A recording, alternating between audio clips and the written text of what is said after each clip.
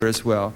And at this time, I would recognize Mr. Sanders, who has been at the forefront of this issue at probably all 17 hearings and probably some hearings I didn't even know about. Mr. Sanders.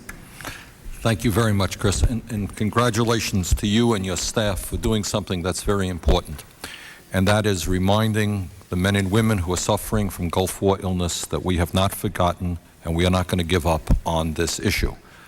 I think in many ways, when we look back on the history of how our country has treated veterans, whether it is exposure to radiation after World War II, whether it's Agent Orange from Vietnam, or whether it's Gulf War illness, I think many veterans understand that the United States government, DOD, and the VA have not done all that they could to protect veterans who come home from war with one or another illness.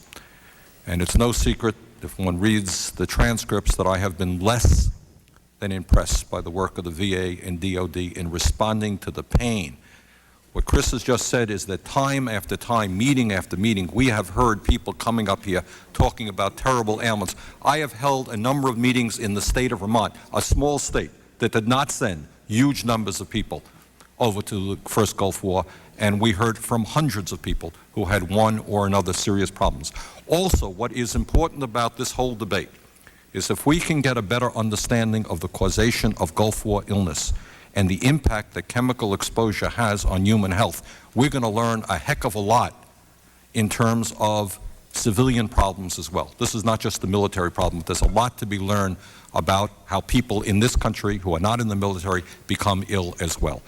So there is a great deal of work to be done. We're very pleased that our friends from the United Kingdom are here, and we thank the guests who are going to testify and our friends in the military for being here as well. So thank you very much, and I'm pleased to be here. Thank you, Mr. Sanders.